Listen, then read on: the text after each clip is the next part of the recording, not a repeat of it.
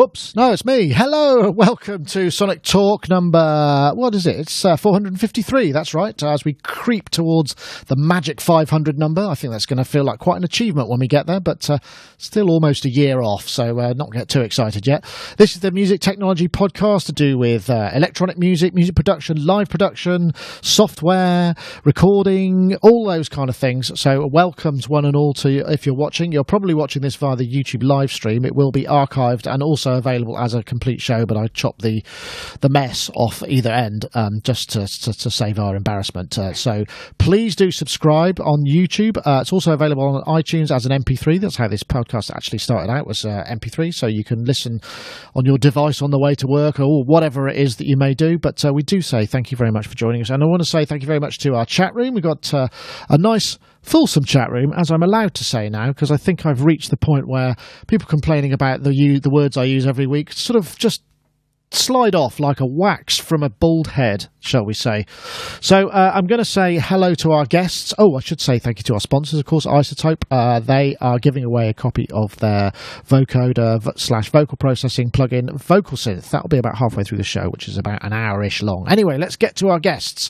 We'll start off with Mr. David Spears there, who's in his synth cave, which, as I was saying in the preamble, I know that's plastic, but it does actually look like kind of Dickensian cobwebs in the background there on your synth, but it isn't, is it? It's your clever keeping the dust off. Yeah, my dry cleaning bags. Your dry cleaning bags, but it does signify that they haven't been. Well, you haven't removed them for some time. Maybe there's dust on your dry cleaning bag, so it looks like cobwebs. And that's what ends up getting terrible, because once you've got dust on your dry cleaning bags, they're so flimsy that you kind of go, I'll have to throw this away now. And then that's not very environmentally friendly, so it's this whole kind of pandemonium. But I kind of got bored of, like every weekend in here was taken up with my amazing, hang on, I will show you this. This fits on the end of a Hoover. That looks like something you might buy from a specialist store that's based in Bath. Oh, yes, it was run by a friend of yours. Yeah, no, it's brilliant. Is it called the Tickler by any chance? It should be. Oh, it's for shutter blinds. That's what it's for. So you just waft that around? Well, stick the Hoover tube in there and then kind of do that over your keyboards. And they're clean, but I got bored of that after, because it does takes up all weekend. I know it's a terrible thing to be moaning about. Moaning about cleaning your synths. Yeah, exactly. Dear Dave, I find that fingerprints on the front of my vintage Oberheim are becoming very tiresome. What do you recommend for cleaning them off? Without, of course, sacrificing the safety of said instrument, because, as we know, they are so valuable. Yeah. Do you get many of those emails? They are getting used. They are getting used. But it's trying to remember to put the things back up afterwards, because it doesn't look very nice, does it, really? And actually, it looks better when I walk in the morning and they're all there gleaming. I like the idea of is if they get really hot and they fill up with air, so you get these sort of hot air balloon covers and they sort of rise to the ceiling, and that was when you'd know that you were doing something exciting with it. Or something. Good with some sub bass blowing them around. Wafting. Like that guy last week with the phone books. Yeah. Dave Mead Designs. So many people. That's brilliant, isn't it? Anyway, Dave Spears, I forgot to say, synth collector, proprietor of GeForceSoftware.com, makers of fine software instruments. Thank you for joining us, Dave. I suppose we should say hello to Gaz now. The reason I didn't come to you first, Gaz, because you've just been back from Glastonbury. Actually, I have to say, from a man who's just done 7 shows at Glastonbury, you're looking pretty good. Have you been basically asleep since you got back, or are you? Was it not as heavy as you thought it was going to be? I was quite wiped out yesterday, I have to be honest, because I was in Glastonbury from Thursday through till Monday, and it was only 4 gigs, and I've got bad news. The Naked gig was cancelled. Oh, what was it, too cold? It was cancelled.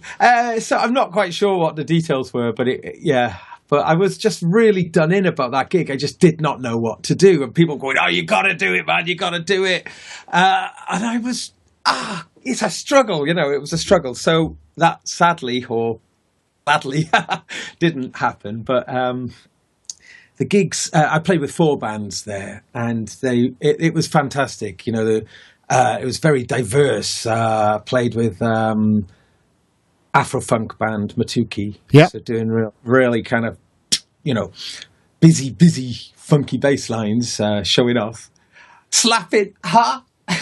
Well, did you get to play you got to do a bit of thumb action, did you? I did. And, I milked it too. Larry Graham is my man, So I'm like that. I like the idea of you milking a bass at a naked gig at Glastonbury. There's something very sleazy about that thought. But that was fun. But there was a story. Oh, go on then. Five of the band didn't have access. They got down to Glastonbury, but for some reason their way of getting on site didn't work. So we're due to go on. It was a really big crowd as well. I mean, because it was on a Thursday, so it was kind of not a lot of things going on. So yeah, Thursdays. you had a captive audience. Really great. So we were all kind of whoa, but we didn't have the horn section or the backing singers because they couldn't get on side. And come 3 o'clock, we sort of had gone up on stage, but we didn't want to start. We were kind of we'd heard that they were on site and they were making their way down, or that they, Oh no! It came to 3:20, and they still hadn't turned up. So we just had to go for it. But we explained to the audience what was going on, so they knew what was going on. But anyway, we had a guest percussionist with us, so we actually had like three. We had three percussionists. How many is too many percussionists? I would say three's getting pretty close. These are phenomenal percussionists. Yeah, one guy's playing bells and blocks and that kind of stuff, so in an African thing, and a lot of shakire, sort of shakire. That's the big gourd-like thing covered in beads. And djembe and congas. All right. So we did a really funky thing, and we just did loads and loads of percussion breaks. And then... And presumably you got a bass solo. I got quite a few. It's all right, guys. I've got it covered. Doesn't matter if the rest of the band don't turn up. Yeah. But that was my last gig with them as well. I've now left that band, so that was my last gig with them. So I thought, let's... So I went to the front. I did definitely hammed it up. Hammed it up. Good for definitely. you. But anyway, the thing was, the horns came on right at the end of the gig for the last song. Oh. But actually, the audience then, whoa! They love a good story, don't they? It made a story, yeah. It made it into a drama. And it gave it like a narrative, and then it was absolutely fantastic. And then there was a real brilliant sort of crescendo then to the show. And but then the next gig was with surf band Rumbelows. Yeah, and that was all kind of well, you've seen Rumbelows, Nick. Yeah, they're brilliant. It's kind of just very driven surf rock, instrumental, mostly guitar, but there's like organ. Then the next gig was with Asteroid Deluxe. Psychedelic stuff.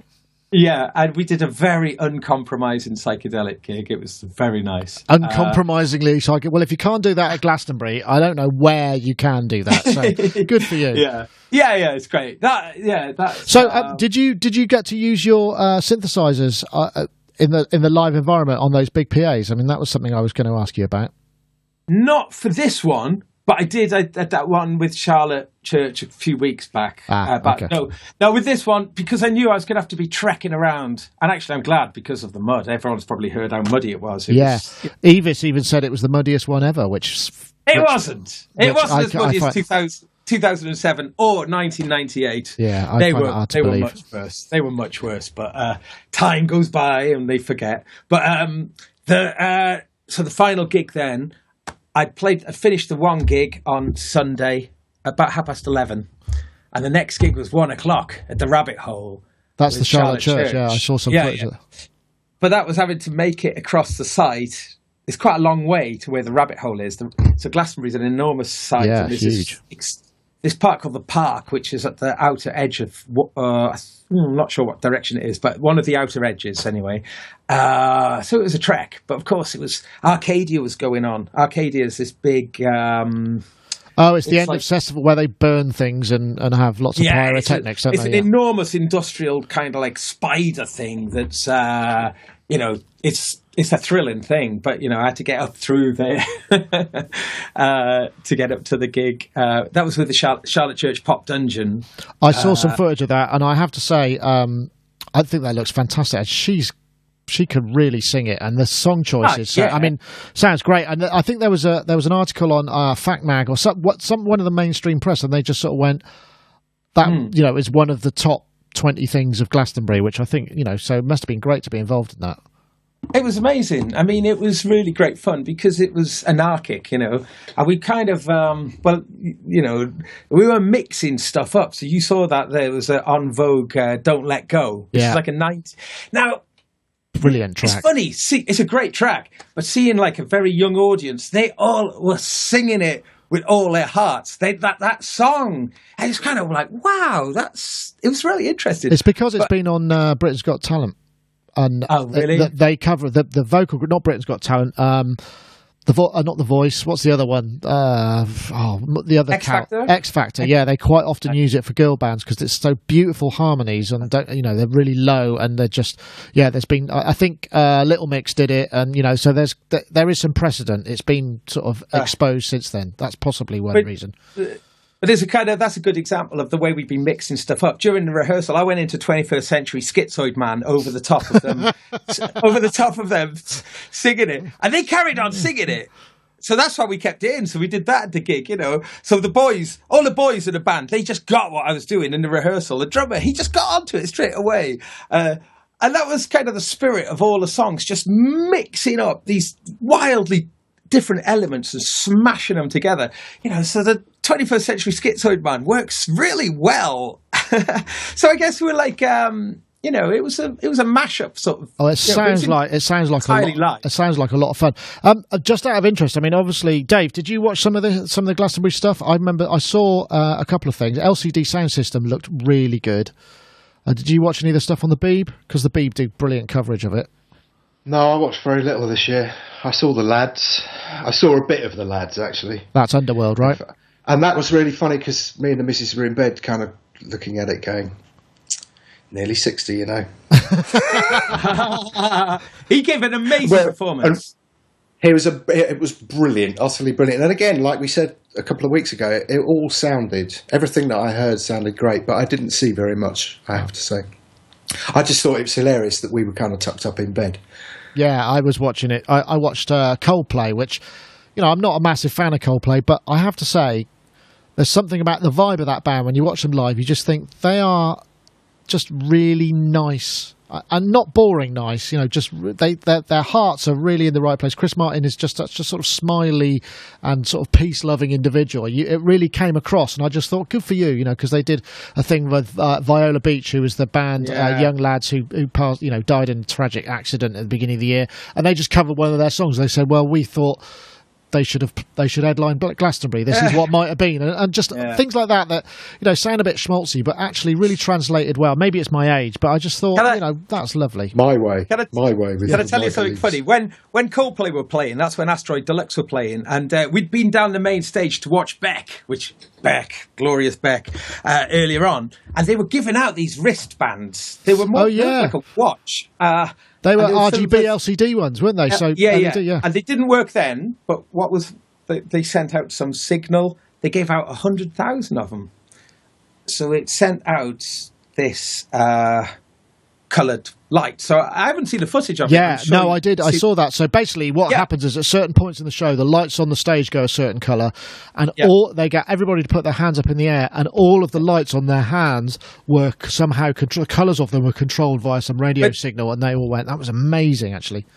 But what we did in Asteroid Deluxe, we got a bunch of them because we were all there watching the Beck gig, and we wore them because our stage was really near the pyramid stage, so we played at the same time. So we had the colours going off during our gig. So which is a kind of strange hijacking of a sort.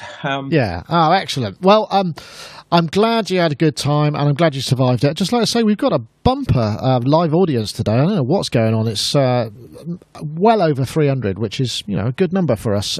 So yeah, Hello, everybody. I hope that doesn't make you all feel nervous. Right, not you, Gaz. Just on Glastonbury. Right, let's do some topics then. So here's number one. Right, this is from Synthopia. Our friends at Synthopia have been at Summer NAMM, and they've been checking out the OB6 desktop. Dave Smith Instruments OB6 desktop was announced last week. Rumours abounding, and that now we've got. This is Carsten showing the OB6 desktop. Today with Synthopia and Dave Smith Instruments at 2016 Summer NAMM Nashville. For 2016 NAMM, we've introduced the OB6 module. It is a smaller, more compact version of the OB6 keyboard. Has the exact same audio electronics on the insides and every single knob and button from the keyboard as well. So if you want to have a module, you don't have enough room in your studio, you have too many keyboards, it's exactly the same as the keyboard. So it just has this wonderful open forward sound of Oberheim synthesizers of the past. This one is based off the SEM voice, particularly the filter. I won't play it all because we have covered the OB6 when it came out at NAMM, but I mean that desktop format does look particularly delicious actually, and I have to say, and I've said it before, I tried the OB6 at NAMM and it sounds wonderful. And this one, what they've added is polychaining, so you could put two of them together and 12 voices. Dave, how does that make you feel? Does it make you feel like reaching into your massively reduced pound to dollar fund? Yes, of course. I was going to say, it's probably going to cost £1 million by the time it comes here. Yeah. I really want to. I haven't played one, so I really want to try it. I like the idea of the desktop because I might be able to squeeze it in somewhere. I'd just really like to play one. Yeah, they do. In fact, it's weird. There are too many synths sort of beckoning me, luring me, by me. There's that one. I saw the black two voice. Oh yeah, the Sam that looked today.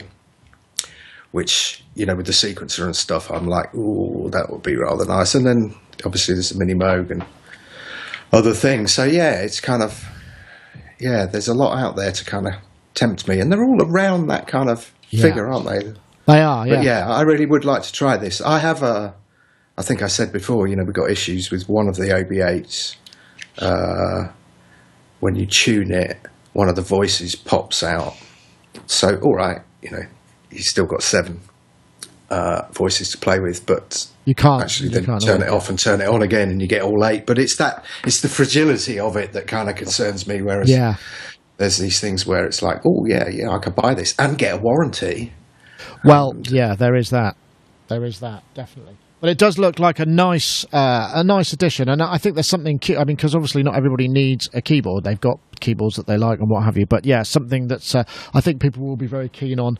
I'm sure, Gaz, you know, a desktop would suit you. Actually, speaking of desktops, I got the Zero Coast here, which is the Make Noise module, which is a lovely thing, a thing of beauty, I have to say. Well, that's a desktop.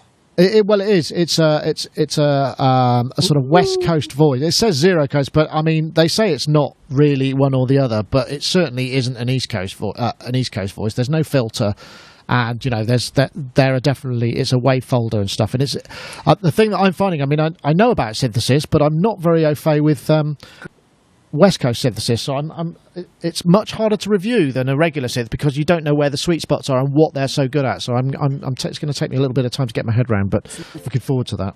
Most definitely. Yeah, but I mean, we knew this. I guess this was an obvious thing to come out, wasn't it? The OB6 in that module format. It follows all their products in a similar kind of timeline, doesn't it? However, you know. The idea of having one of those and then maybe having the profit version, having, you know, in a relatively small space is incredibly tempting, isn't it? I mean, beautiful synthesizer in that small footprint is like, you know, it's beautiful. We've talked about this a lot over the years, but just this whole sort of desirability coming really back in, you know, where these are objects, they're much more than just a sort of technological, you know, for 20 odd years, the boxes have been these kind of nasty technological things, you know, that are there for, you know, powerful purposes. But these are something more. There's an organic beautifulness to them. It's more like, it's tapping into something, like a real joy of ownership. Do you see what I'm saying? It's like the sort of boutiqueness. It's that I totally do get you. But yes, absolutely. Of course, this joyous news is somewhat tempered by the news of Mr. Bernie Worrell, who passed away, which is really sad. I mean, for those of you who don't know, Bernie he was kind of one of the main voices of funky synth. I mean, I can't think of anything any other way to describe him. I mean, he basically pioneered the use of proper synthesizers in funk music. I mean, to my ears anyway. I mean, certainly that sort of really loose, groovy kind of vibe. And I didn't know all that much about him, but he was hugely classically trained and really skilled as a keyboard player. So all that looseness and stuff is actually quite counterintuitive if you're trained that way. So that, his ear and his ability is sort of even more special in many ways. But yeah, very sad. I mean, he never looked well the last few months that we saw him, and he was at trade shows and Moogfest and what have you, and he always looked like he was kind of suffering a bit. So I suppose, there's some respite for him at least, but it's a very sad thing. I know, Dave, you were really big into kind of your funk, so he must have been quite a major dude on your list of dudes. Yeah, massive. It was I don't know. This year's not proving to be a brilliant year again, is it? Really? No. I know. I had a conversation with Michelle Mokusa at the beginning of the year, and she said we were talking about how grim 2015 was, and she said, I think we're in for a bumpy ride 2016, and that's kind of proved it. I mean, I work, as you know, I've worked with tons of people, and I very rarely do this, but there he is. You got a picture. And he signed it there, because I don't know whether you remember that Kickstarter thing with Bernie, Get Bernie a Van.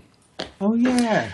Well, I did. I punted some money over to that, and also when he was ill, there was a little bit of a campaign going. And so, yeah, that sits on my wall, only alongside a couple of other pictures, really. But, yeah, massive. There was something... God, I could talk all day about it, but Funkadelic was a really pivotal moment. I'd kind of grown up on that. I was always into Stevie Wonder and Music in My Mind and Talking Book and all of those things, which I've talked about loads of times. And I'd kind of done the pop music. As a kid, I'd kind of done pop music, and then I'd kind of done a bit of prog, and that was all very kind of intellectual. And then punk came along, and kind of that was much more kind of get pissed, destroy thing. And then which I loved because it was exactly the right age for me. And then I started to kind of get into. I think because of the Stevie Wonder stuff, I started to get into funk a lot, and then through that got into the Herbie Hancock stuff, which kind of sent me down this kind of jazz fusion route, which was great. And at exactly the time where I was really getting into Herbie, around the Sunlight time and Chameleon time, One Nation Under a Groove came out, and it was like I had to have that record that day. In fact, I did skive off school to go to a record store to buy it. And I was incredibly envious of somebody who managed to get it a day ahead of me. And that just didn't come off and then, it's things like Flashlight. Flashlight just... amazing. And what I absolutely... Well, I mean, I've got... hang on, don't say anything, otherwise it'll feed back, but... Yes, etc. Those tones, that tone is just, and it fell out of his fingers. When you see somebody like that who was, he went to Juilliard, didn't he? And stuff. Yeah, that's fame, Scott. No, hold on. I was reading a little bit about this. Was it true that sound was 3 minis stacked together, which seems massively excessive? No, I don't know. Is the honest answer. I don't think so. I hope so. I mean, I've just done that with Mini Monster, but then you hear him with things like Burning Down the House. Oh, yeah. And Burning Down the House actually came from a P-Funk gig. I think Talking Heads were at a P-Funk gig, and Burn Down the House was a kind of chant, and they went away. And then when you see him on that tour, he's using I'm not a huge fan of oscillator sync, with that sweeping sync on the envelope. To me, it's too much like the Cars for me. Right. But when you hear somebody like Bernie Worrell using it on Burning Down the House, you just go, It's just funk personified. So, yeah, I don't know. It just changed everything for me. And I've been so fortunate to work with some, Bernie was perfect pitch. And I've worked, Dale, brother-in-law's perfect pitch. And when you work with people who do that, there's no boundary between what they hear and what they play, as long as they're reasonably dexterous. So it just kind of falls out of their fingertips. Even if it's in a slightly slovenly, sloppy manner, it's beautifully musical. And I'm so envious of all of those people. So, yeah, I say thank you very much, Bernie. Ah, that's a lovely thought. Actually, when you say perfect pitch, there were some of the solos that he played. I was listening, and he uses the deviation of the pitch. And there's one note. I was listening to some stuff today, and there was a note when it was sort of moving around, and then suddenly it's just right, almost. When you get two tones that are so the same, it almost disappears. He did that, and it was just so effective, and I just thought, wow. But I guess bass-wise, Gaz, in terms of keyboard bass as well, he was the man. Definitely. I think I was trying to work out what was his greatest contribution to sort of music, and in a way, I think it is the mod wheel action. His mod wheel sort of action is just, like we could talk about, Van Halen's use of the whammy bar. He was the mod wheel king, I think. And there's loads of great examples of it. I guess it was like he was so in the pocket of the music that when there's those little kind of, wow. I'm going to throw some pictures. I'm just throwing some pictures while you talk, as I think it's appropriate. The pitch bend wheel on the Mini Moog is not the easiest thing to handle. It's not being sprung. No, it's not sprung, and it's got a very strange, I think it's something like, +8 or something. But it's like, you've really got, if you want that kind of +2 range, hang on, I'll give you a brief. If you want that kind of vibe, that's that horrible sync sound, but hang on. It's quite difficult.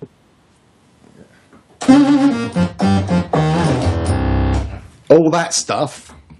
Was he doing it with a pitch wheel, not the mod wheel? On a Mini Moog, that's really difficult. Ah. And that's where people like George Duke and stuff were amazing, because they would, they could hear it. It would just go to like a +4, and they'd just be able to hold it there with their ear. And it's the same with people like Herbie Hancock. When you think that, things like Chameleon were done on an Odyssey, there's no 440 reference tuning on an Odyssey. There was no indentations for, perfect tuning on each of the oscillators. So they kind of freak out if you listen to Chameleon when he starts going absolutely mental, and then he brings it back in, and it's in pitch and in tune. And you go, that's like remarkable. Actually, yes. We could go on, but that's interesting that it's to do with the perfect pitch. That's a very interesting idea. But again, I come back to the fact that even though he was classically, he was a sort of child prodigy, Mozart and jazz, and really kind of very technically adept. Although you would not guess it from the way that he played so freely with a synthesizer, which again is quite an unusual thing, particularly with people who are very well trained and classically trained, because feel is not something that is trained in, is it? In many ways, it's trained out of you if you study classical kind of very carefully and very closely. Technique is everything, isn't it? Yeah. Oh, I've lost your video, Dave, but that's all right. We'll come back to Gaz. Okay. Well. Obviously, very sad news for our thoughts go out to Bernie and his immediate family, and all friends and everybody's worked with him, and But again, it comes back to but we've got so much great stuff of his that we can listen to, and for me, it was the Talking Heads, the Burning Down the House, that at that era that just really kind of like made me go, wow, that is awesome. So yeah, absolutely brilliant. Okay, well maybe I'll do an ad now because Dave appears to be. Videoless. So I'm just going to do the ad, Dave, and then you can figure that out. Okay.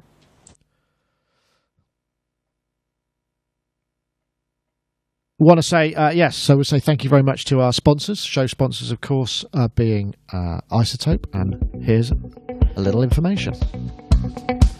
This is their new Vocalsynth.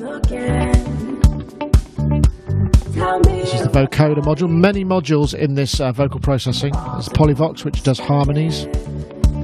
Organic pitch tracking harmonies. Classic vocoder, the robotic vocals from another world, as it says there.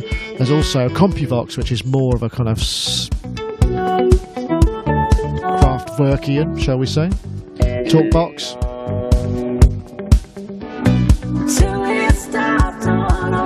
This is available now from iZotope. If you go to iZotope.com/Vocalsynth, then you will be able to get hold of this. There's demos, as there are with all of iZotope's products, so check it out. And of course, we do have competition as well. Last week we asked you to tweet out the hashtag Vocalsynth and Total Vocoder, and I'm very pleased actually. This is the winner today is Mechanic Music. Mechanic is a very keen commenter on Sonic State and YouTube, and it's really nice to see that he's won something. So Mechanic Music, and I'm assuming it's the same Mechanic. He said, "Make my Vox sound as nice as the Fairies Vox." Because if you're watching the video version of this, then you will probably realise that that was the iZotope Fairy, the previous, the former iZotope Fairy who was singing in that video. So I want to say thank you to Mechanic for joining. Sorry, I'm slightly distracted because I think Dave's kind of trying to get back connected. So Mechanic_music, you have won a copy of Vocalsynth, so please do get in touch and claim your prize. And of course, if you want to win this week, because we're giving away yet another copy of Vocalsynth, we're looking for the for you to tweet the hashtag Art of the Voice, one word, and Vocalsynth to @SonicState and @iZotope Inc. That's the hashtag Art of the Voice and the hashtag Vocalsynth, all one words, to @SonicState and @iZotope Inc. Once again, we thank them very much for their sponsorship of the show. Do we have a Dave? Yay! There we go. We'll get him back. So thanks for persevering there, Dave. Sometimes you have those technical days. It's just the way it goes. Let me just make your screen the requisite size, and then you'll be back, and it'll all be beautiful. It's not beautiful. No, it's not beautiful. You're right. I don't know what happened there. You've gone. I'll restart my router. Okay. All right. Well, we'll come back to. Hold on a sec. Let me just get back to me. That's the thing, the beauty of live. I want to say thank you for all our live listeners watching. That's the beauty of live. We've got a very fulsome chat room on the Sonic State IRC, which you can see there on the side of the screen, and also quite a lot of people at YouTube Live as well. So welcome to you all. In fact, there's a question here. What's the difference between DCOs and digitally controlled VCOs? That's a good question. Well, I believe DCOs are actually digitally generated. So I will ask Dave that, because I'm just going to look like a chump if I get that wrong. So now I've actually had a question asked. But we do have some more topics. Let's see if we could get... I'll tell you what, we'll play this video and then hopefully David will have joined us and then he'll be able to catch up. So just 1 second. Let me move my mouse around. Sorry, this is getting a little bit too much multitasking for me. Right, I'm looking for the right mouse. There we are. There we go. So... There's a revolution happening right now. You can hear it. It's the difference between listening to music and being inside the music. Between watching a movie... This is the news that Waves doing a Kickstarter for Waves NX 3D Studio, which is a really interesting, I use the word carefully, and it's all taking place development inside your headphones. It's called 3D audio. And now everyone can experience it with Waves NX. Here at Waves Audio, we've come up with a way for you to enjoy 3D sound. Great name, Yoni Leviathan, isn't it? Waves NX is an application that you install on your computer or mobile device, and together with the NX head tracker, it will turn any pair of headphones into a 3D audio experience. NX models human anatomy and uses psychoacoustic algorithms to recreate the experience of how we hear sounds from the real world. NX takes 3D audio one step further by tracking your head movement using the NX head tracker. Wherever you move, right, left, up, down, forward, and back, NX will track your precise position and adjust the sound accordingly. Now that, to me, seems like such an obvious solution. Is that the first of that time that's happened? Gaz, I mean, we've come across 3D audio and various solutions before, but they're generally static, aren't they? They generally kind of are in the actual mix phase rather than the listening phase, right? Yeah, I mean, this is amazing, isn't it? And I think the fact that it's something that can clip onto any headphone, or so they say, but that it's not like a headphone system that they're offering, but the software and this little thing, it sort of seems to just clip on somehow. It's like a BGV flashes like a blue light, But it's an incredible idea, isn't it? Because I'm sure that, well, VR, as we were talking about on the show recently, is just going to be so huge over the next few years. And there is such an emphasis on it being on the visual. But, the idea that you can, experience a virtual reality soundscape by moving your head around is, wow. I mean, for listening to music, it is just going to make it feel like a whole new paradigm, isn't it? Listen to an orchestra and just be able to just slightly move your head and hear the I'm very interested in this, Nick. I got to be honest. I think it's really, really interesting. Again, we'll probably look back at this in years to come and our naivety, when everybody's done it and it's a very accepted way of doing stuff. But right now, I'm just having to fantasize about it. And I think it's, the whole surround sound, it'll give surround sound mixing a whole new lease of life. Do you think? Wow. I mean, I wonder about that just purely because I don't know where the control of this is, because it seems like the processing is post. So the widget that sits on top of your head is something that is tackled. Is the thing that affects psychoacoustic stuff, right? I should just qualify my statements there. I was thinking about the concept rather than the product, that once we've got this idea that we can move our heads around within a virtual space. Coming back to the waves thing, yes, you're right. It's a processor, isn't it? So I'm not sure. Is it a standalone thing? Can you just listen to your regular iTunes and whatever music library through it? I think that's the idea. It's for processing. It processes either on your app or on your as a plugin, or in an application in terms of what am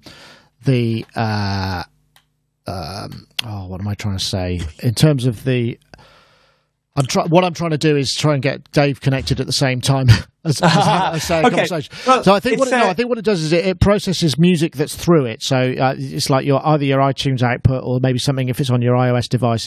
But it reads the positional data from the headphone. So from your headphone widget, which means that when you move around, then I guess it's doing frequency and time-based program, because it can't access the individual elements of the mix, obviously, because So it does make potentially then surround sound mixing in headphones a much more realistic prospect. I think so. So because I read there's two parts to it, isn't it? The first thing that they brought out was just studio monitor simulation, a little bit like the Focusrite. What was that called? A VRM, where it was. But that obviously was a static thing, not a 3D thing. So very interesting. I mean,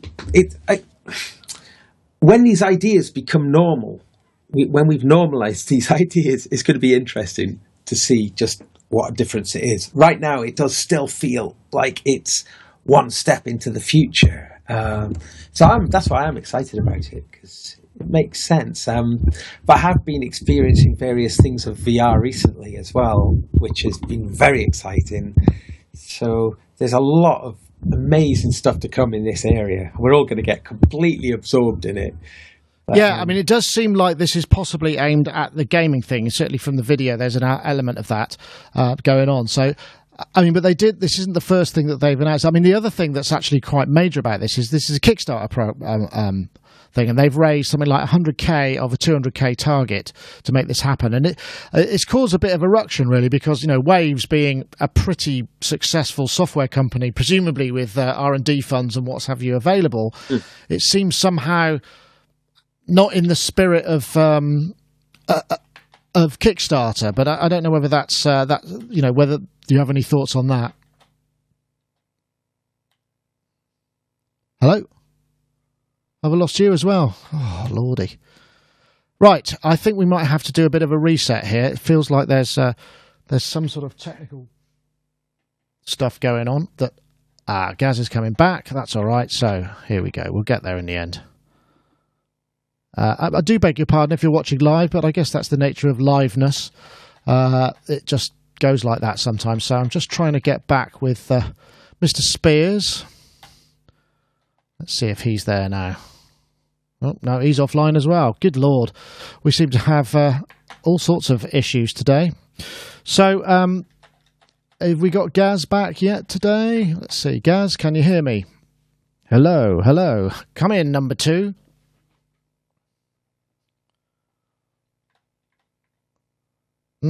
Okay. It's one of those days.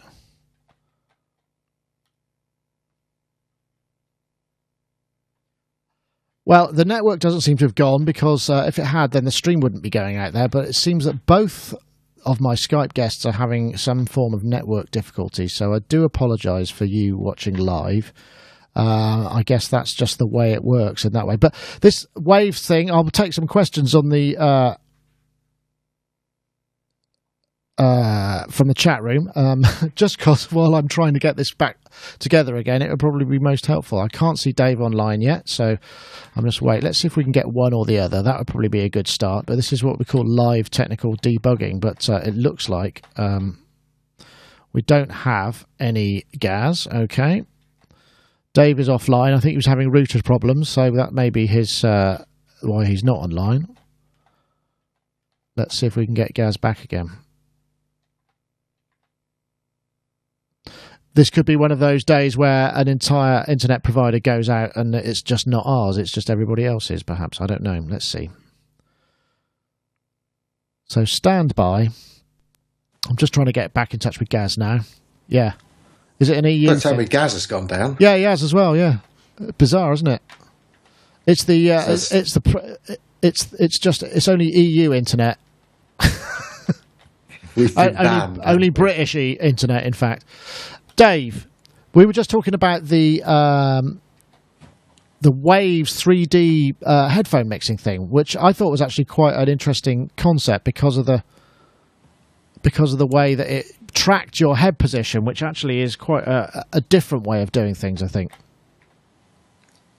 Yeah. Oh, it's an odd one for me. I think I said before, this 3D sound is a bit of an odd one.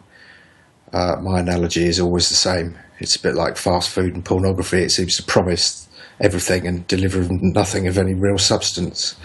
And I said that once on a podcast, and actually John, the main engineer here, used to work for a company called Sensora, who developed a lot of 3D stuff for games. And because it's done on phase stuff and frequency plotting and stuff, he gave me an almighty rollicking, which was quite funny. Which I admit I probably deserved. But this is, for me, this is a don't tell me, show me, let me hear. Yeah. Well, they've got halfway through. They've got 100K. I mean, they're doing this on Kickstarter, which again seems, is an interesting way of doing things. And I don't know whether that's okay or not. I don't suppose it really matters. But the point is that it's the way they do it. They're 100K. Sorry, I think I've got the web page here. They're 100K up. They've got 32 days to go, and it looks like they're going to make it. And it's going to be for September delivery. I mean, I'm guessing, you have to get the hardware and stuff, whatever. But it feels somehow not right because they're a successful company already. It's It's so funny, that whole Kickstarter thing. When we were doing the Bright Sparks thing, we put our own money into that, and halfway through, somebody said, "Well, why don't you do a Kickstarter thing?" And I was like, "No. The thing is with Kickstarter, I can't be dealing with gambling with somebody else's money, and it keeps you on your toes if it's your own money and all the rest of it." And the same person came back to me saying, "Rule number one: never gamble with your own money. Always gamble with somebody. Business rule number one: always gamble with somebody else's money." And I was like, "Yeah, you might have a point, actually." Yeah. And then, of course, there we the go. Vogue film, But not funded and whatnot. So you can't blame them. Yeah, I don't know. I mean, it's just, are Waves that big a company, really? I mean, they're a big company. I don't know. I suppose they've been around for a long time, I suppose, so maybe it's not the same thing, yeah. Well, most music technology companies are pretty small, really, aren't they? Compared to big companies. Yeah, it is a perception thing. I mean, quite often people say, when they come here, or they say, "Oh, is this it? I thought you were massive with loads of people." But it's about perception and brand, isn't it? And I suppose smoke and mirrors and all of those things. So yeah, well, good on them. I mean, if it works, I mean, it's the second product in their in the NX family. I think they did a virtual room plugin for virtual monitoring, which I think was similar to the Focusrite Novation thing. VRM, yeah. But yeah, I used VRM quite a bit, but it became discontinued, so I bailed out with it. But I actually did find it was very useful. I liked what it did to my mixing. I thought my mixes translated really, really well. So I do think there is a lot. I love working with headphones. I find it is absorbing. I'm deeply involved in the music when I've got headphones on. I'm there. I'm in the zone. I feel that, I've shut the world off. I'm in there. So anything that can make the headphone experience more useful is brilliant, So I'm a big fan of this kind of idea. There's no reason why it shouldn't work, I don't think. No, I suppose not. But if you want to check it out, go to Kickstarter, search for the Waves NX 3D audio and check that out.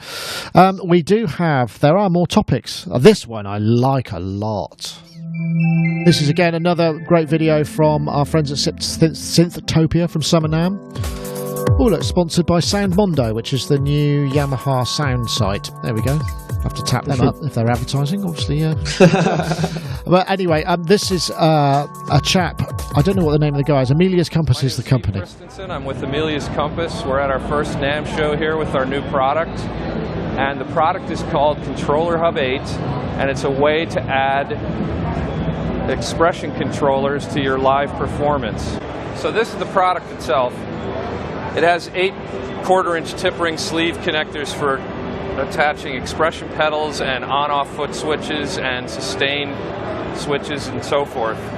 And then on the other side, you have 5-pin MIDI in and out and USB MIDI in and out.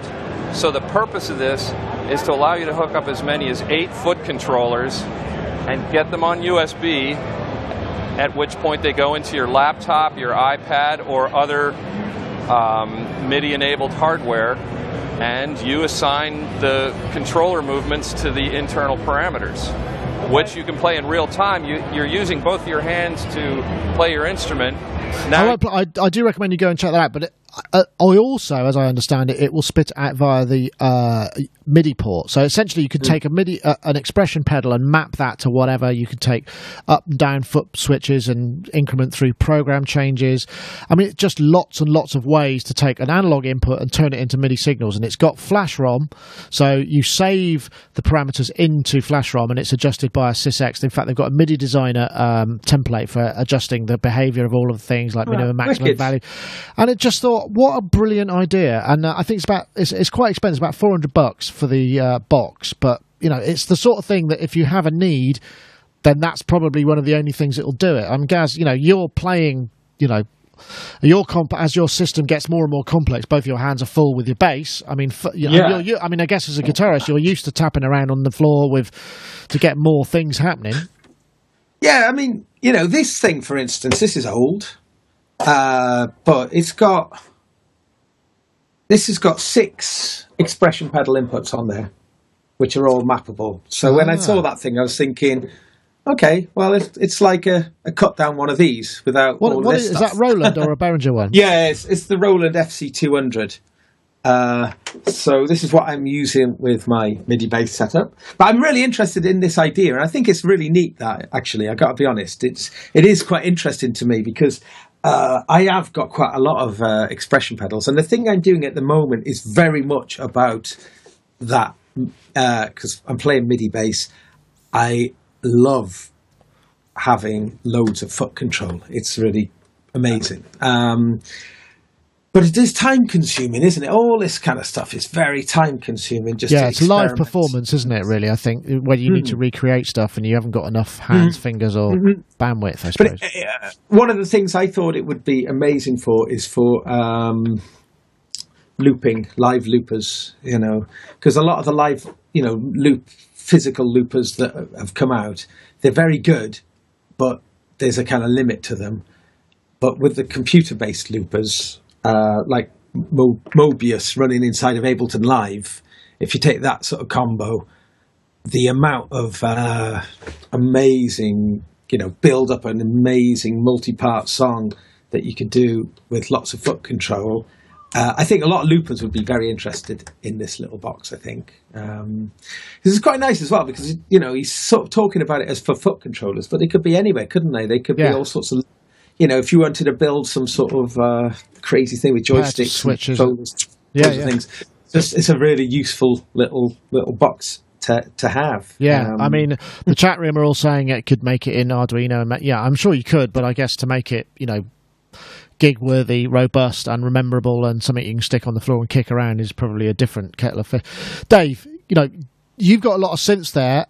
I mean, one thing I've been finding since I've been performing live, I've only got 3 synths on the go or 4 synths on the go, but I'm already starting to think maybe I should get some expression pedals or something so that I can add, certainly with electronic music, expression is harder to get, especially with older synths which don't have, polytouch or aftertouch or much velocity sensitivity, so to add all the expression in afterwards is actually is quite normal. But I've never really been a foot pedal kind of guy. Have you got any volume or expression pedal? Do you use that kind of thing? Have you got have you always got a breath controller tucked into your top pocket? Breath control, in fact, it's great because I've got I don't know whether you can see it, but the Jupiter 8's there, and on top of it is the little CSO1 with the breath controller, which I've been mucking around with. But it does, I do make it sound like an asthmatic. I do use expression pedals, but not hugely. I guess it depends what kind of stuff I'm playing. If it's more electronic-y, noodling stuff, I don't tend to. But I need a hold pedal. I need a hold pedal on everything that I use, basically. And then, in fact, it's funny, I did a couple of vids of, doing live stuff with this, and the most amusing thing is me dying from one side of the room while still having one foot on the hold pedal of the JP8, kind of then reaching across to kind of fire off the 808 and stuff. I thought there was a couple of things that really made me smile about this. The first one was that they had a piece of kit that was so old and then it stopped working and they couldn't do without it, that they just kind of went, we have to make something like this. And I love that. That's a very British kind of thing, isn't it? And also the other bit where he says about the fact that, the guitar-based stuff has a lot of switches and stuff, which we as keyboard players don't generally need. Well, quite often you'd have the foot pedals on the table next to your synth. I mean, a lot of people use it in modular world, and you bash it with your palm or whatever. Yeah, I'm doing exactly the same with things. I bought another Strymon thing fairly recently, and that just sits by the modular, and I'll bung it in tap time and using my hand. I have all my sounds. Sorry, Dave, I'm jumping in. No, not at all. I have volume control for each of my sound sources as a foot pedal for live, and so that's not so much expression as just sort of functionality. But of course, you don't really need to have that in a studio. But it's so lovely just to be able to bring in one sound source and then just to creep in another sound source and then fade the other sound source out with the pedals volume. Just doing volume, as boring as that, but really is a beautiful, beautiful amount of control when I've got it. So I've been having three volume controls on the floor: one for the Erebus, one for the Strike Fet, and one for the regular bass guitar sound. What volume pedal do you use, out of interest? I've got two. I've got the Sonus volume, which, bless it, it's come back from Glastonbury. Like the Wahoo, I got the two of them, caked in mud. They're still working beautifully, but they're absolutely stinking. And I got, what's that one? I got one of them lovely, these things, absolutely amazing. The Boss. Oh, FCP1 is that, or FV500L? Is that stereo? It's a stereo volume pedal, but it's also got an expression pedal out on there as well. And then it's got a little control, so you can kind of choose the minimum range. But it's got amazing. It's just a lovely. I love the action on it. It's quite big, isn't it? So the action is. It's very cool. I can find really. That's quite often the way, isn't it? Control. Yeah. Well, of course. Yeah. I mean, another fact. I mean, we've seen that there was that famous video. I think we did it with Vangelis with his super synth with all those custom controllers, and then on the floor, there's just an entire semicircle of volume pedals where he's bringing in all the various. It's almost playing it like bass pedals on an organ. I mean, it's that complex, but it kind of makes sense, really, because I mean, certainly when I was performing in Cardiff, I was conscious because I had more synths and I kept having to reach over and I didn't have it. And if I knew, I'd just be able to hit it with my foot and I wouldn't miss a beat quite so often as I did on that particular day. So I'm thinking there's definitely some mileage in it. I'm curious to, like I said, I'm curious to know what people use. And also there are control voltage pedals as well. Do you know if wasn't there a Korg one that's supposed to be pretty good for actual CV out, or is it a Roland one? I forget which. I can't remember, to be honest. It was one, yeah, you're right. But we need a we talked about it. We need a multi-purpose foot pedal that isn't like trying to be really, really clever, but it just goes. It can be stereo volume or maybe twin volume with 2 modes, or maybe CV out, just so you can tap it in and out of. That would be kind of useful. Because MIDI, while it can work, the problem is because it's a continuous controller, they do get reset every once. So certainly with a patch change in it, for instance, it's quite difficult to maintain volume across patch changes. For instance, so it doesn't work in quite the same way. You need something a bit more consistent than that. So yeah. But I forgot where this started now. But yeah, what was it? Oh yes, that's right. They're called Amelias Compass, and it's Amelias Compass with one L. .com, and that's where you can buy them now. I think it's $390 for the hub, which is dollars, which is obviously in the UK is a fortune at the moment because of our Brexit situation. That's all I'm going to say on the subject. And $60 for the foot switch as well. So yeah, there's something to check out. Right. Now let's wonder whether should we do the let's see whether to do the Tony. What do we want? Do we want to do?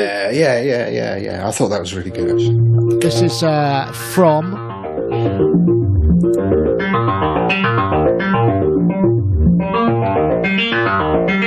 ContinueCon, which is the first modular synthesis. This is a talk by Tony Rolando. Synthesis is quite turbulent right now. Lots happening. But before we discuss that, I'm just going to bring it forward a bit because he says something quite interesting. This modular synthesis. I'm going to skip over a lot of stuff. This is a talk. He's talking about the kind of history and differences between East and West Coast synthesis, which I've not really seen summarised in such a kind of brilliant way. But one of the first things he says is very interesting. So, I'm going to start back in the 60s. And at that point, no internet. It's not very easy to communicate across the country like it is now. People weren't sharing ideas with such fluidity as they are now.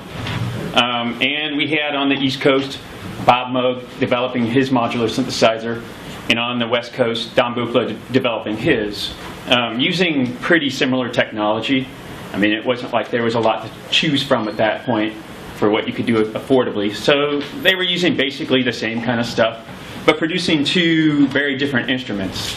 Now, to the layperson, the instruments were probably identical. An oscillator is an oscillator to your average person that's listening to a pop song. But to the musicians that use them, they were quite different. And on the I encourage you to watch the whole of this thing because it just basically outlines the differences, and he starts with the different approaches. Obviously, you started with the West Coast vibe, which was the first big electronic record being Wendy/Walter Carlos's Switched on Bach, which was massive. It sold like 900,000 copies. I mean, just enormous numbers of copies for something that's so niche and experimental. But at the same time, Morton Subodnik using the West Coast style, which were the Silver Apples of the Moon, which was a much smaller record, but it has now started to become kind of quite heard of. But the first thing he said that I thought was really made me sort of stop and think, which was there was no internet, so people were actually developing in isolation, which made me think, well, that's something that just doesn't happen anymore, really, because it's so easy to kind of look something up or communicate with someone or do that. And those sort of instances of kind of isolated innovation are rarer and rarer. And I wonder if that's something that also contributes to it. First of all, Dave, I mean, did you get a chance to watch the whole thing? It was half an hour, and I know we're all busy, so but great. From what I did see of it, I didn't get a chance to watch the whole thing. It did look really, really interesting and a good way of figuring out how to define those things. Yes, I think if anybody has an interest in West Coast, East Coast, it was a very clear. It was brilliant, actually. I was very impressed with it. And he went off on all sorts of tangents. Impressive. Yeah, very impressive. And we were saying, it's things like Bob having the keyboard. And this really does resonate with me because there's a lot of things, that I talk to various people, Bright Sparks. Interestingly enough, talking to Alan Perlman about the fact he loved Silver Apples of the Moon and the Red Bull and stuff like that, which is very West Coast. That kind of made me smile, and the idea that Moog, I mean, Herb Deutsch talks about it in the Bright Sparks thing, and that after him and Bob had kind of built the modular, they didn't know whether to put a keyboard on it, and they went to Vladimir Usichevsky, and that was the big RCA synthesizer. Well, that didn't have a keyboard on it, and it was like, well, do we put a keyboard on it? And actually, it was Herb who said, we should put a keyboard on it because that way it won't alienate people who've never seen these things before, and we could do 12-tone stuff. I mean, this is all in the kind of film. So this idea that, and I love this, I could talk about this all day. The very first time I met Bob Moog was at the opening of that synth museum in the early 90s. And I just started... in fact, we were filming it. That was the thing we saw ages ago, wasn't it? The old video that we showed a little bit of. And I did the sound, and my then business partner was the narrator and whatnot. And we just started a software company. It was like the first time we'd ever done anything. We'd kind of had an idea on a wet Wednesday afternoon and thought, that might have legs. I was working in a studio with a couple of pro producers who just needed such a thing that we produced. So we kind of went, again, no internet. It was like, so what do we do with it? Do we want to sell 3 for £1,000 each, or do we want to sell 3,000 for £30 each, or £3 each? So we just put an advert in the back of, and it sounds hilarious now. We put an advert in the back of Sound on Sound, and we had a PO box number, and we asked people to send checks or postal orders to an address. Well, that world just doesn't exist anymore, and it seems amazing that also during that Bright Sparks thing, right at the very beginning of it, Will Gregory says about that period was the walls were up, and it was like the space race and the arms race, that people weren't talking to each other, but then somebody would come out with something and it's like, well, we've got to do that, and oh god, the Japanese have done that, we got to do that kind of thing. But it was all reactionary, there was no kind of cooperation. And Bob Moog talked about this at the Synth Museum, this spirit of it's like this collective consciousness, which effectively is a zeitgeist, isn't it? Where everyone's doing things in different locations, but they're all based around what technology can provide at that given time and whatnot. And as a result, you get all of these pockets. One of the things that Will said to conclude his piece, but I didn't put it in because it brought it up to date, and I wanted this to be about the people back then, was that so then the walls were up and it was like the arms race and the space race, but now with the advent of Eurorack, and that's why it was really interesting listening to this Make Noise guy talk about it, with the advent of Eurorack, it's like the United Nations of Synthesis have finally come home, and one person in one part of the world can build a thing but it slots in that rack and it works perfectly with another thing that somebody else in another part of the world. And I thought that was really poignant. And again, listening to this, it just kind of all dovetailed together. Yeah, and I take your point. I guess my thought was really it's almost impossible to work in isolation, and I wonder whether that's necessarily a good or a bad thing, because isolation is you have to guess so much, don't you? You have to think, well, I saw that once sometime 10 years ago, and I like the feeling it gave me. I'm trying to find that feeling, and you come up with a route to getting there, which may be completely off the wall and wrong, but somehow it has an unusual angle to it, which you don't get quite so much now. I did some consultancy work with a company not that long ago, and they analysed every other potential rival product to the nth degree that may possibly conflict or something, and then wanted to present me with all of those findings, and I didn't want it. I said I don't want, because actually what that does is it influences you, and what I wanted to do was see through the ideas that I had and see how they fitted once you put them in front of somebody with some serious musicality, as opposed to, because you can just, they've got this and they've got, so we might as well do that. And then before you know it, the thing that you've had this is not the thing anymore. Idea to is not it anymore. Yeah. There's a great gag in the chat room. Just as the only EU, the only time I think the European Union and Eurorack and Brexit can be linked together, which is apparently now we're leaving the EU. We're no longer going to be able to buy Eurorack in the UK. It'll be called Brexit Rack. Ta-da! Great gag. Thank you, Azzy Ahead. That's awesome. Hello, Gaz. Did you get a chance to see this? I'm guessing you may have been busy, but... No, I haven't. But I did want to sort of pick Dave up just purely like mentioning Bright Sparks quickly. Maybe some people don't know what that is. It's just an absolutely amazing film that Dave was involved in, which is telling the histories of 8 is it 8 in total synthesizer pioneers, and it's a full feature length documentary. What an amazing piece of work. Sorry, just in case people didn't know what he was talking about when he was saying Bright Sparks. That's fair enough. I think that's, but Gaz, I mean, what do you think about that this notion that when Tony Rolando, he's the Make Noise guy who started out, in fact Tony Rolando is the guy who well, he plays this at some point. He plays this at some point in it as well, of the Zero Coast, which we've got in for review. But the notion that people were working very much in isolation, even in the same country, east to west coast, it's like 3,000 miles or so. So you don't get the opportunity even to ring somebody and sort of go, I'm working on it. And that whole collaborative thing, while it made some fantastic things happen, like as Dave said, it can also inhibit, because you're constantly referring to what is so easily accessible, and so that kind of purity of a new idea which has been unfettered by influence is lost to a degree. I don't know, what do you think? Yeah, but I mean, I don't know to what end though. I mean, I'm sure there's still loads of that going on though. A lot of uber nerds just are not interested in anything except what they're working on, so I don't know. I don't know what to say. I don't know. I feel the same. I feel the same. If I'm working on something, I don't tend to think. I like to see the idea through till I've got an idea of what it is, and then I might go, right, is there anything out? I'd rather see it through to a point, whether it's an idea for a workflow enhancement or whether it's an idea. I'd rather figure out what it is and then go, is there anything I can buy that does this already?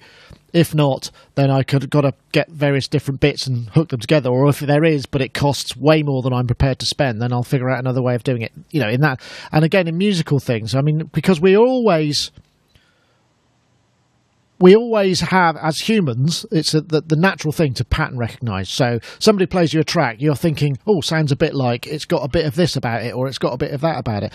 I'm sure it's the same when you're thinking about synthesizers. Yes, I wanted the envelope to do this. Oh, what? You mean like the Moog, or like the, well, no, maybe not. It was something completely, I thought it was completely different. And that isolated idea maybe is what's missing. I don't know. Yeah, although I think Gaz has a reasonable point. With a lot of the Uber nerds, I suppose they do research stuff and look up patent stuff, but I can imagine, some of the singularity Uber nerds are just like, no, I'm doing this, because that's their kind of focus at that time. Yeah, like why would I want to know what anybody else is doing? This is my idea that I want to see through. The thing I'm struggling with, though, with the question, though, Nick, isn't more unbelievable creativity stuff happening now than ever before, though? Oh yes, I'm sure you're right. I mean, it's what you get is a kind of group collective advancement rather than individual stuff. But then I think there's a danger of it being focus group type stuff. I mean, not by design necessarily, but by Hive. The Hive synthesizer is one of the most bonkers things I've seen in a long time. The Yuhi one. No. The physical, the little thing. It's almost like got a stylophone-y sort of foil. It's like a foil synthesizer. There's a new video of that being used, and he's playing the synth with their drum brushes. You know, it's such a different product. That is, I think it's that's almost as though it's been developed in a vacuum. Hive, what's it? HYVE.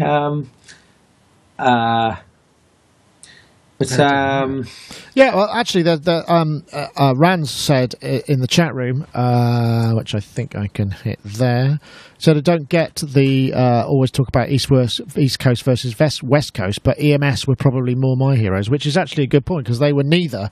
There was a British, and that was an in isolation kind of thing, and that's very fascinating. That's a completely separate thing. You talked about the EMS in that, and it because it's keyboardless, isn't it? It's more scientific and experimental, which I guess figures around the West Coast kind of vibe more so. But I think there were.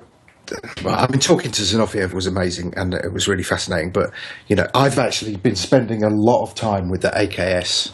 I was kind of like, I need to. Because it's kind of weird. There's a load of musos that I know who have them, and they don't want to know how they work, really, because they like those sort of happy accidents, and playing battleships leads to these surprises. And I got to this point, and I was like, I have to know how this works really in detail. So I've been spending a lot of time with it, and it's a really fascinating instrument. So if you consider this instrument was pre-Minimoog, it has the AKS, and the EMS, the VCS3, has 3 oscillators. So when I'm firing this up, I'm kind of, okay, so the first thing is we set the sounds up with 3 oscillators in unison, and then the keyboard is in the suitcase part of it. Yeah. And you have to set the kind of parameter scaling so that it plays at the top and the bottom fine, and then everything in between plays fine. So it's quite an interesting experiment in itself.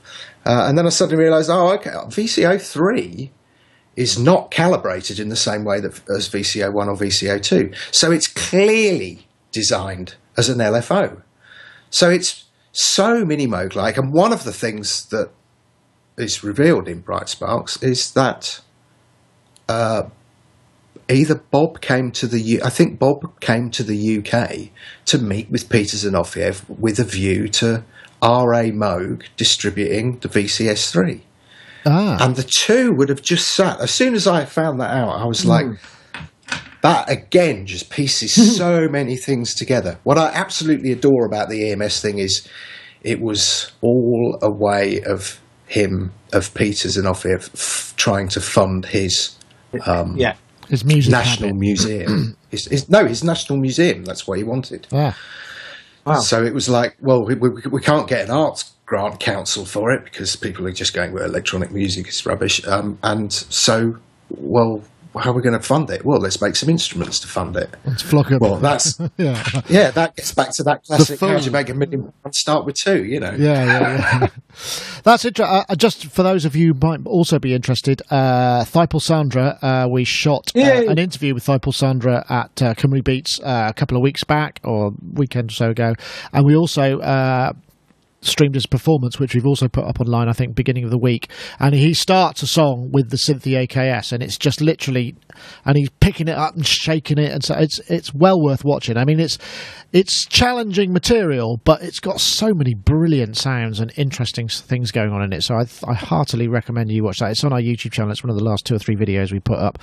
But yeah, I think that's probably enough time for my plug. I don't know if anyone's anything got to add, but I've just realised how time's marched on, and it's probably time for me to put this whole thing to bed. I want to say thank you very much to everybody, and we've got a lot of people watching, which is awesome. So thank you, everybody on YouTube and via. Well, you're all watching via YouTube, so that's awesome. So brilliant. Yeah. That Hive synthesizer, the touch synth, I thought it was just worth mentioning because the Buckler stuff didn't they have? They had those like foil keys, didn't they? But that Hive. I'm trying to find it. I can't find it. It's only. I've sent you a link to it, but it's just that there's one thing.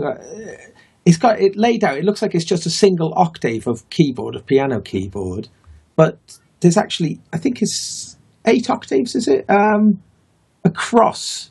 So, like, depending where your fingers are vertically on the keyboard is what octave it plays. Okay, I see it. I got it here. So it's just there's a lot of. It's just so unusual, and then at the bottom it's got like trill pads. I've never seen anything like it. It's such a touch plate.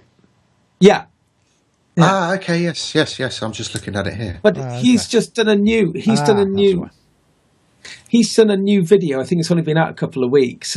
Scott, the guy who's invented it, but he's actually playing it with drum brushes at some point. It's just a very peculiar way of. So. I just thought it was relevant because talking about ideas that are almost in isolation. This is such. It's 60-note polyphony as well, so it's actually. But it's only one octave. How's that possible? No. I said to you, Nick. I said that those keys, depending where you're touching the keys, the octaves are kind of mapped in the single key. So if the slide, right? So you got different. So you play it higher up if you want higher notes and lower down. And then it's got another way of playing the notes. It's got the kind of the isomorphic approach above it. So you can just. I might have to check that out. I always get a bit nervous about isomorphic keyboards because I just don't know what any of them mean. I have enough trouble playing the that one though, Nick. Look at that one. It's trying to combine both ideas in the same. But I should just say it's Hive, spelled HYVE, which is why you can't find it anywhere. That's why. All right. Well, no, thank you, Gaz. That's great. So I think I'm probably going to have to wind things up just because we've been streaming for over an hour. Well over an hour. So thank you very much, everybody, for joining us. It's been great. Once again, don't forget, if you want to enter the iZotope competition, all you got to do is tweet the hashtag Art of the Voice and the hashtag Vocalsynth to @SonicState and @iZotope Inc. That's the hashtag Art of the Voice. That's one word. And the hashtag Vocalsynth is one word to @SonicState and @iZotope Inc. And then you'll be entered for the competition, and we will you'll hear next week whether or not you won. And congratulations to Mechanic Music. Do get in touch if you want to claim your copy. But that's it for this week. Thank you very much for watching. Dave, thank you for joining us and persevering through your network problems. It seemed we had a double header of network today. So thanks. Thank you. No, thank you, Nick. And don't forget, check out GForceSoftware.com for all fine musical instruments and various different editions and libraries for the Mtron Pro, all that sort of stuff. Please do. And also, thank you very much to Gaz Williams, actually looking pretty fresh from Glastonbury. So, I think last time you were at Glastonbury, you did sound like you'd been at a party for days and had no voice, I think. So, you've obviously been very restrained. I partied till 10 o'clock Monday. Night? Morning. Oh, morning. Bloody hell. Yeah.